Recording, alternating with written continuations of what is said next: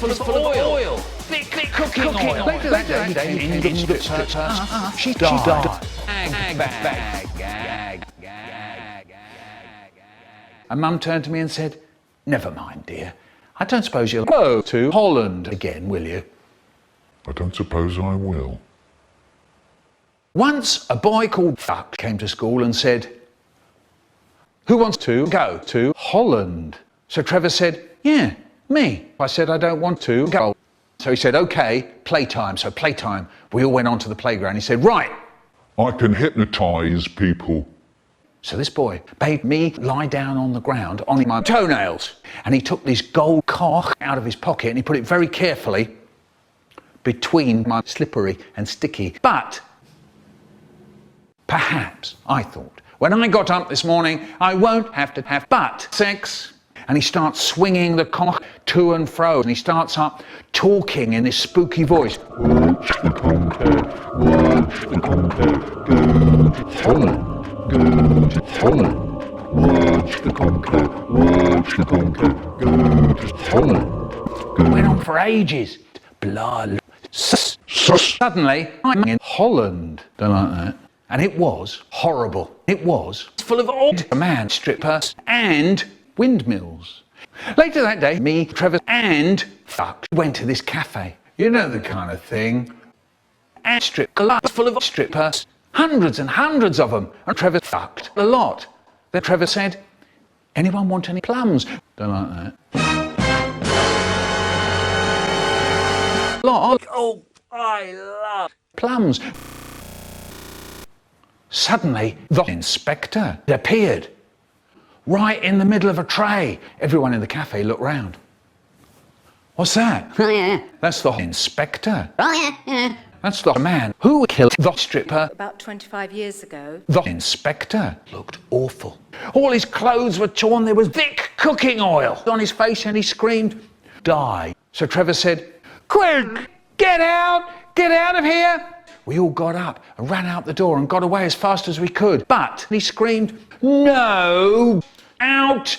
Cafe. Prison. There was a cafe. Prison underneath the cafe. Hall where they used to string you up from the wall bars. I've been up here for 3 weeks. And there's rats. And they're nibbling my cock. The inspector was trying very hard not to look proud. And then he asked, "Why are you 3 wags in Holland again?" I said, "I don't know."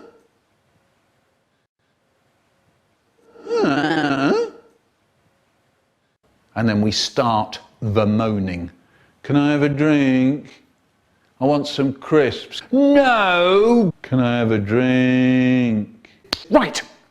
1 drink." And off he goes. So I figured it out. What you had to do was put thick cooking oil around the edge of the wall bars so you can slip out. When it went down, it didn't make any noise at all. Survival. Suddenly, the inspector appeared, dead. There was a man who turned up and he screamed, "Get out of here! The sky fogel has escaped!" By the time we got ourselves together, Fuck had gone. We never saw him again. None of us ever saw our money ever again either. And none of us, has ever seen a cock. Jesse says, "Can we start cooking that baby blue stuff now?" But I'm trying to kill a fly on the desk on the fly with a rolled up newspaper. But it's trying to get away. And he says, "What did that fly ever do to you?" And I said,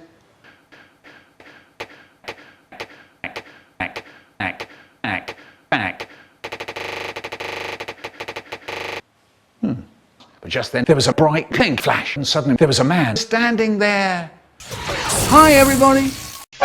"Holy shit, who are you?" "Don't worry, it's me." "Well, it's you actually. You see, I'm from the future." "But that's not scientifically possible." "Sure it isn't. Anyway, I haven't got much time to tell you. Are there any flying cars in the future?" "No." "Son of a bitch, I knew it. Nothing's ever good enough for you, is it? Look, I'm here to tell you to be there at your father's deathbed. Why is that? It's not like he ever showed any respect to me for all I care. The prick can rot in hell.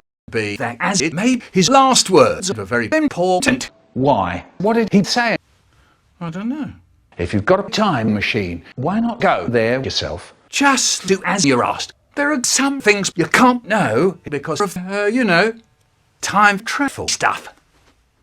All right, look, right. I'll do it if you give me a bag of plums. I can't believe how obsessed I was with plums. Lucky I brought some. Cool, it's a deal. But before you go, can I ask, what's the best brand of cooking oil? Crisp and dry. Perhaps the first example of product placement. Then I said, right, Jesse, stop that stupid staring with your mouth open and let's make some motherfucking cupcakes. Not long after, a few days later, I got a call from the hospital about my dad saying that he was going to die. And I thought, oh, time to find out what secrets he kept from me all those years. On the way there, I thought I'd buy him a farewell present. So I bought a penis with a little paper umbrella stuck in the top. When I got there, my dad was in a bed on life support. And he said, hello, Michael. I want to say a few things, if I may. How about sticking it up your ass? I mean, yeah, you can. First of all, I'm sorry about all of the shit I put you through. I was only trying to be a good father. And then suddenly, I started feeling bad, feeling worse than bad, terrible. And I thought the dragon dildo wasn't such a good idea. And another thing, under this bed, there's the location of all the money we never gave you written on a lottery ticket. Dad? Yes? I suppose I forgive you. Thanks, son. So sad.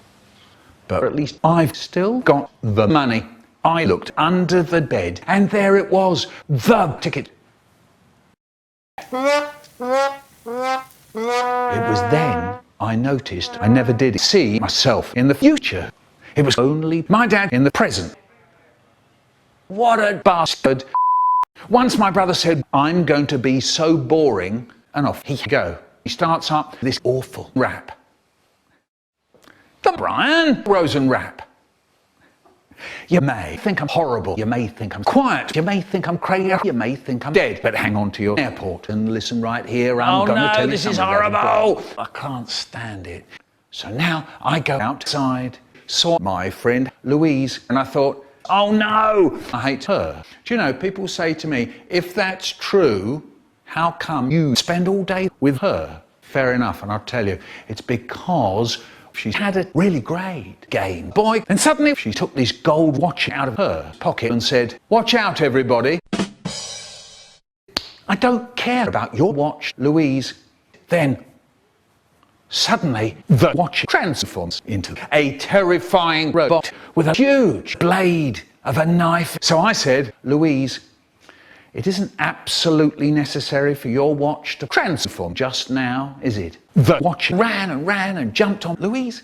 She shouted out, help me, Michael Rosen, but I'm trying to snatch her Game Boy when she wasn't looking. And then suddenly, the watch starts up playing the Game Boy. Then I said, Louise, why is your watch now playing games? The watch was delighted. Louise was delighted. I was starving. Well, actually, I was so sad. And I cried.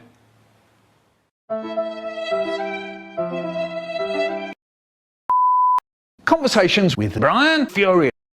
I was starving. All I had for breakfast was one raisin and an electronic rabbit.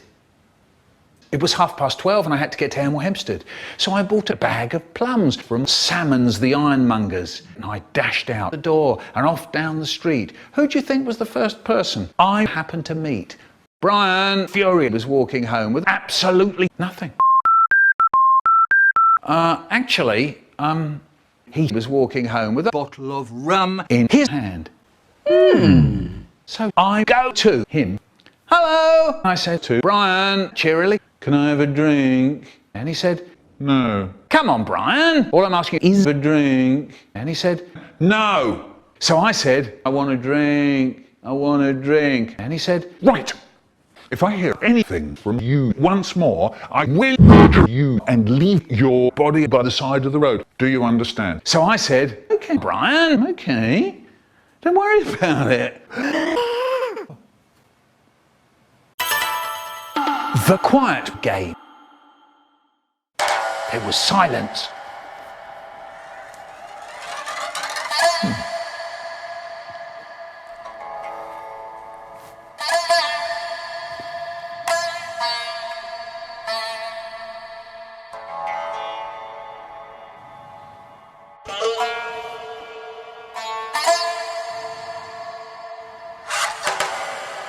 No noise at all.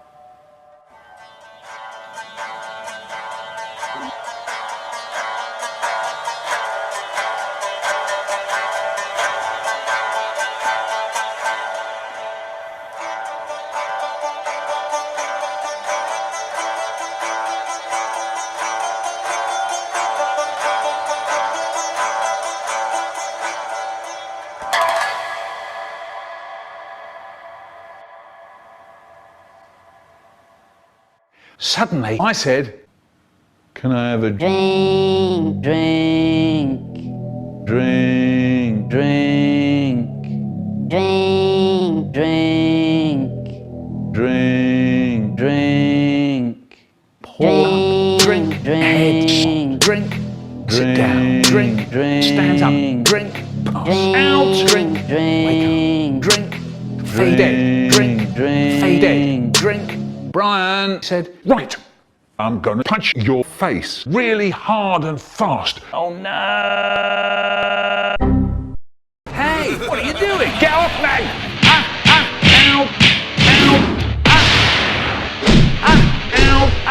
oh no! Ow, it's hurting. Ow! Oh no, this is horrible. Ow! Brian Fury wins. Brian said, I don't suppose you'll ask for one of those again, will you? I don't suppose I will. Good. Ow! The hair bend. Once a boy called Yang came to school and said, I can hair bend people. So he said, yeah, I bet you can't. So he said, okay, yeah, playtime. So playtime, we all went onto the playground. He said, right, who wants to go? So Trevor said, no. But Louise said, yeah, me. So this boy Ang took this really long staff and he put the tip very carefully between Louise's eyes on the bridge of his nose. Then, suddenly, Ang gave a shout. Look at that. Louise took off and flew into the air. Blimey. We never saw Louise again. After that, we used to go around telling people, you see that bloke over there?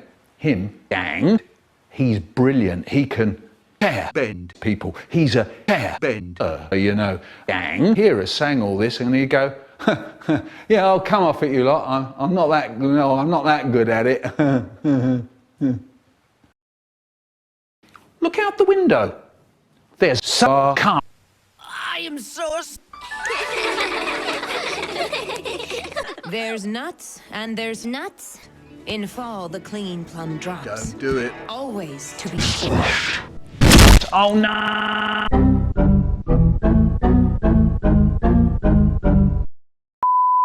Mum reads to me every night. Mum reads to me every night. She's reading Michael's Big Book of Gloucester.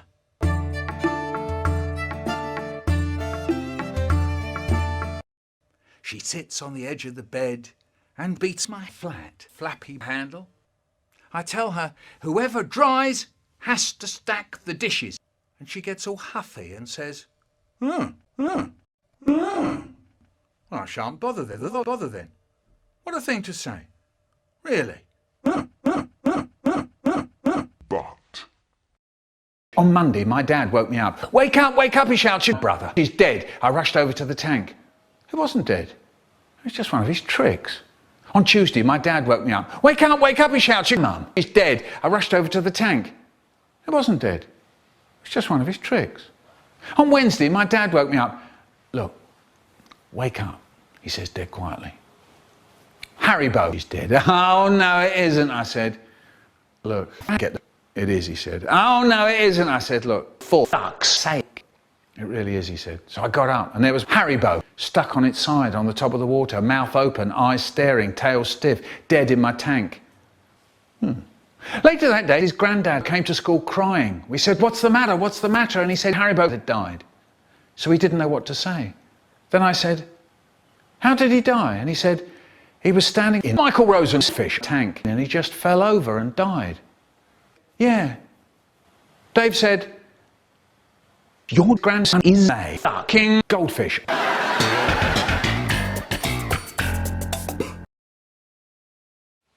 The JuicyPlams rap 2, or How I Learnt to Love George. Constant sound.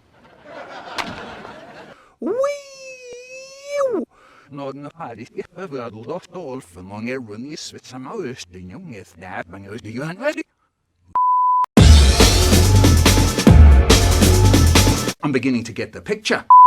Put your cock on the telly. That programme's called Don't Be Cocky. Once I was at Salmon's the Cockmongers, and there they were. 2 electronic Vikings. They were both made of wood, except for the swaps. One was a peach syrup jug, and it had a bright green plastic chocolate Swiss roll stuck in the top. The other jug was for thick cooking oil. This one had a bright green plastic chocolate Swiss roll stuck in the top as well.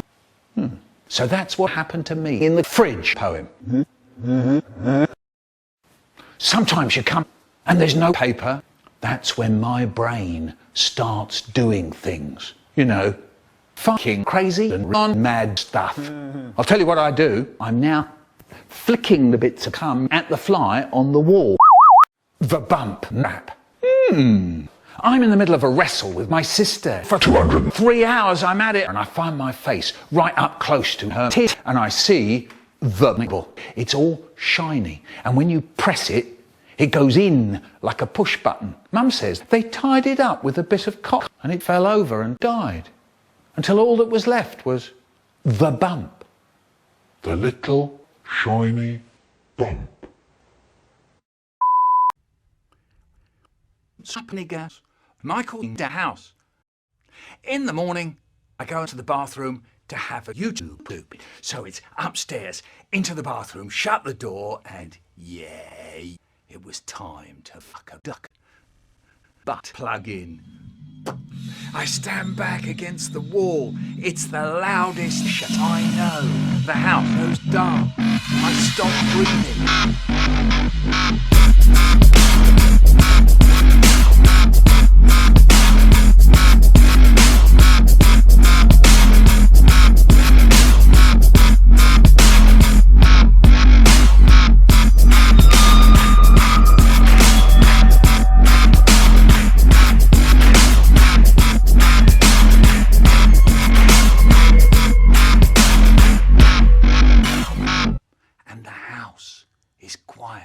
And I hear my mum from downstairs going, Michael!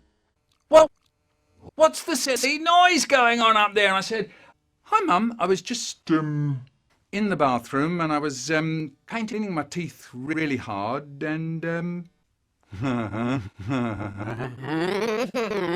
house smelt of bendy pickles all the way from the front door to Gloucester.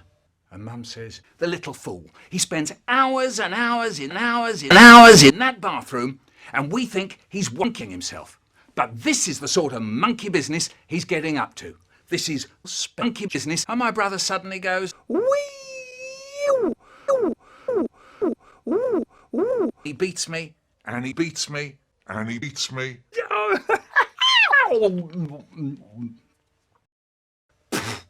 And he turns to us and he goes, watch out everybody, Michael's really hot.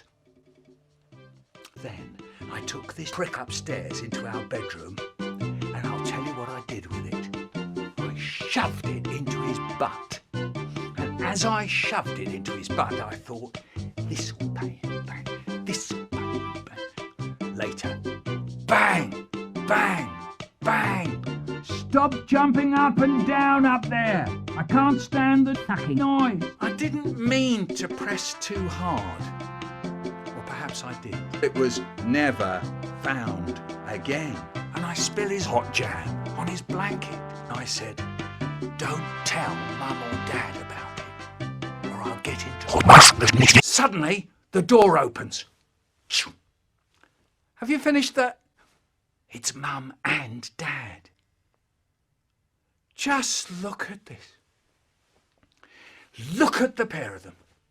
And Mum doesn't say a word. Not a word. Sorry, Dad. I can't stop myself, but it all farts when I nibble the clocks. I'm sorry, Mum, but it gets juicy, and soon there's butts next. He said, fuck sake, Mickey, you're a faggot and something else. My Mum and Dad could speak another language. It's a language that some Jewish people speak. It's called Shittish. And my Dad didn't say the English word, faggot. He said the Shittish word, and that made it sound all kind of ancient and twinkly. So my Dad says, oh yes, you're a hina sugar schmaltzer bry. And the room filled up with boobs. There were boobs flying round the room, and they were all pointing at me going, if you want to play about with Brian, remember this. Don't squash peas in his ear, and don't stick your toes up his... So he comes downstairs, and he goes up to my brother, and he goes, Brian, get in my shaving soap. And my brother goes, So my Dad comes up to me and he goes, Michael, get in my shaving soap. And I go, chew in the mushies, chew in the mushies, chew in the mushies, chew in the mushies, chew in the mushies. Right, that's it, I say. I've had enough.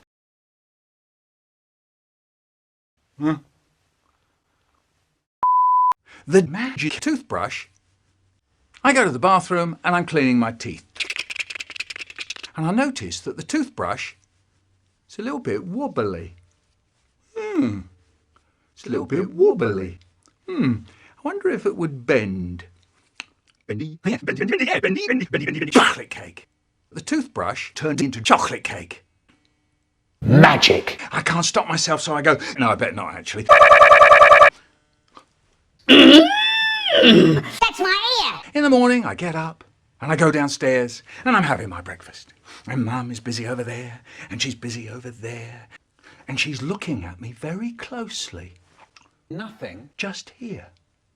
And she says, what's that? And I said, what's what? She said, it's not chocolate cake, is it? And I said, And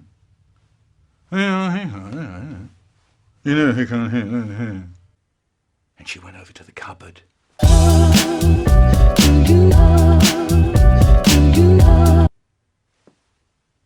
It's Still there.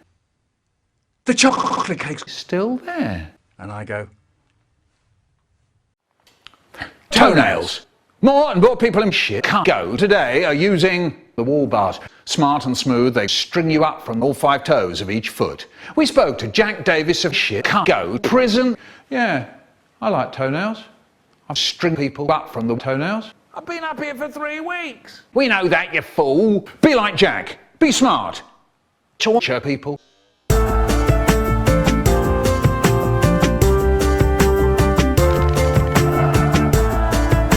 We know that, you fool. Hot air. We sit down to eat, and my dad stuffs a great big spoonful of beans into his mouth, and then that really does it. Hot air rushes out of my dad's But Ooh, I can't stand it.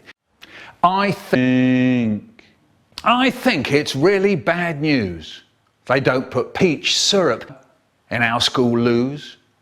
If you need syrup, hard cheese. logic. A girl said, I wrote myself a letter, so I said, what did it say? And she said, I don't know, I won't get it till tomorrow. Way, king, but from the American dream.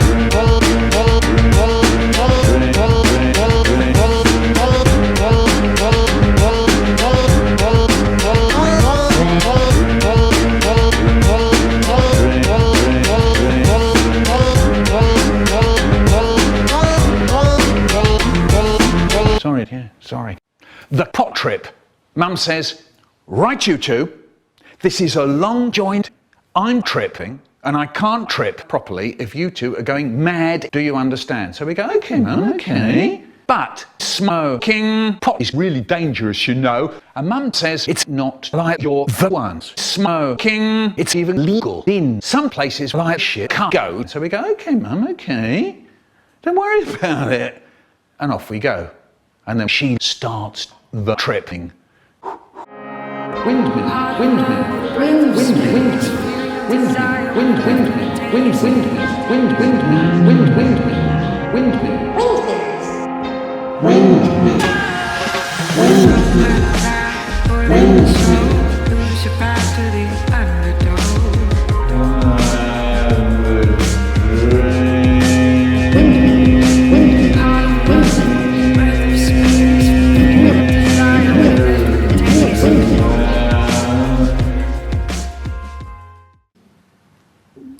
I don't know what duck that was. Hello, I'm blowing bubbles. So remember, the technique. First go like this, spin, round, stop, double, chain, 3 times. 1, 2, 3, then pelvic thrust. Whoa, whoa, stop on your right foot. Don't forget hip. Now it's time to bring it round now. Then you do this and that, this, that, this, that, then. Huge bubble.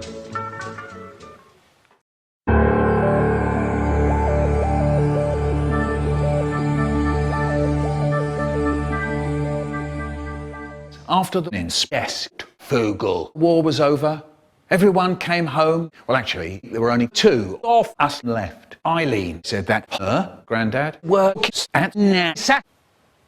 That's cool, just cool. He wants my great courage and bravery to help NASA with a vital mission. So not long after, a few days later, I went to the garage and I thought, what's in it today? A for us gang. Nice. It was 12:30 and I had to get to NASA. Do you know, people say to me, if that's true, how come you were at school, but you got guns, bombs, and you drive a nice car? Fair enough, and I'll tell you, it's because I'm Michael Rosen. I do what the fuck I like. Anyway, I drive as fast as I can to the NASA headquarters, but suddenly the police pulled me over for speeding. Oh no! Stop right there. Where do you think you're trying to go? In such a rush. And I said, I'm off to NASA. I'm doing a space mission. The police were standing there laughing. I don't think it's funny. They say, look, right, that's it. Off to the station. And they locked me in prison.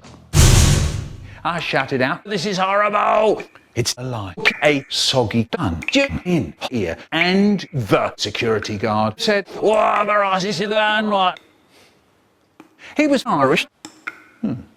Anyway, I noticed the end of the prison smell. The wall was all rotten. And it came off in soggy lumps that I pushed out of the way. And I escaped. Yes. And I ran and got to the huge space control place. Yeah, Eileen's granddad got me doing these tests. I had to run on a treadmill and stuff. Eileen's granddad said, right, Mick, your mission is to get to the space station and use it to stop the object hurtling towards our lovely planet. And I said, what object? And Eileen's granddad said, well, once my granddaughter's friend, this boy called Richard, gave me the pizza and strawberry ice cream. I took the food to work to eat at lunchtime, but it looked like it came out of someone's arse or something. So I blasted it into space. But a few days later, it starts heading for the Earth and it's going to slam London really hard and fast and blow every 1, 2 bits. My eyes pop out and I yelled, my mother is there. Later that day, I was ready. I lay there in the rocket waiting for the fun. Count down.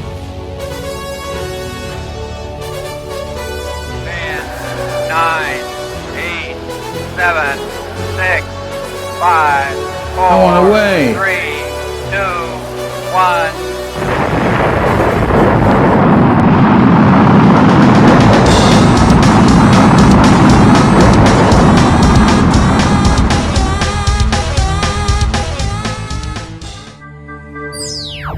Look out the window. There's the Earth. Blimey. Suddenly, it appeared on its own. The fast food stuff times running out. Had to get to the space station and bring it to the huge flying thing. I try and I get that space station to work. Fiddle, riddle, diddle, diddle, fiddle, riddle, diddle, diddle. For 3 hours I'm at it and all the time the stuff is going to blow up. London, I've got 15 minutes left. Suddenly,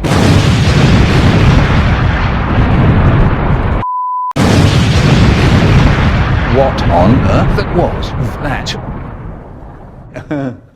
Yeah, whatever. But really, what the plums was that great big boom. I look round.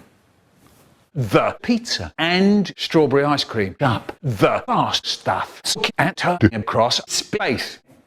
A huge piece of it bangs against me and I spin uncontrollably towards the Earth. Suddenly, the gravity starts pulling me down.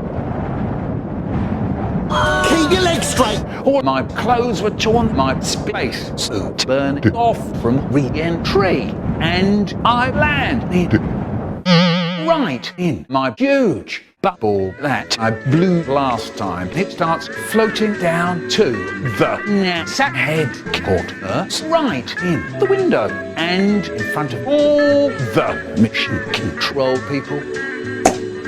Hello, I said. Everyone was looking at me. It was then I noticed the Irish security guard. He was watching me. I said, what is he doing here? They said, this man just saved all of London. Yes, he shot a missile at the stuff in space and blew it up. He's a hero. I thought I was the hero. And I cried. Then suddenly the security guard says,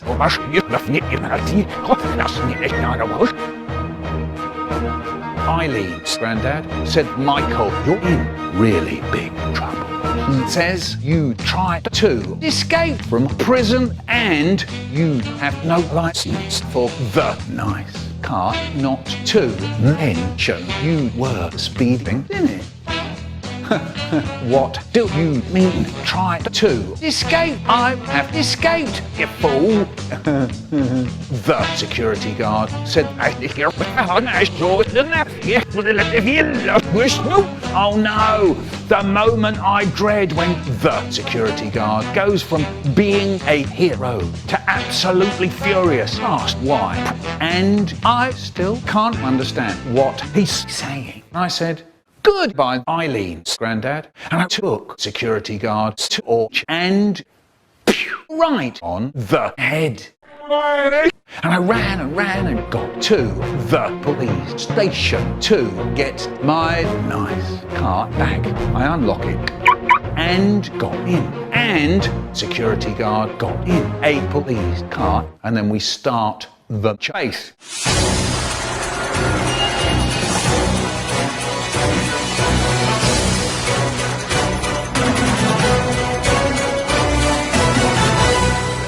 I slammed the accelerator down and moved all around the streets with the security guard on my tail. Oh no! But then I remembered the nitrous, however you say it, and used this wonderful thing. But I went too fast and I land in the sea. Oh no! Then the car starts to sink. I try, and I get that seat belt to work. Fiddle, riddle, diddle, diddle, fiddle, riddle, diddle, diddle.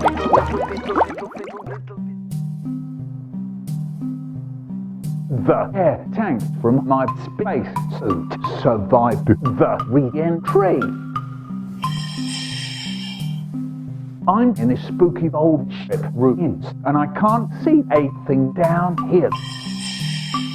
The torch. Yes! Ah! Right, I can see now. So I shall look around this cabin. I was just about to say nothing here, but I saw something. And it was a picture of a man and a little girl who looked like Eileen. And there was science stuff on the table, bottles and vials. They were made of glass. One vial had bright green liquid inside. Then I saw something else. It said, the superhuman potion. Good stuff. But, and this is a big but, on the back of the bottle it said, warning, this is untested and may cause side effects. The liquid inside the bottle was all gone. Maybe the man from the picture drank a lot, and maybe something happened to him. Anyway, I saw a light at the end of the cabin. Fantastic! And off I go. Yes, at last, I'm out of here! And I ran. But then I got really tired, and I sit down on St Pancras Station to catch a quick breath.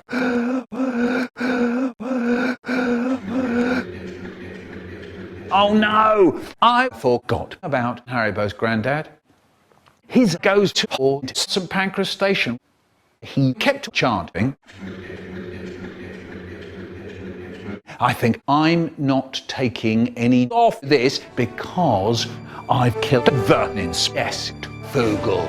I've been in prison, I've gone into space, and I swam through an old shipwreck. I think that's enough for 1 week. So I said, eat this, and I put my air tank in front of his face and loosened it. It sucks, Haribo's granddad. Well, actually, his goes into my air tank. That's a shame. I can still hear the goes to chanting away like mad. So I threw the air tank back into the sea. Right. I'm out of here before anything else happens. See you next time. I'll be doing my rap.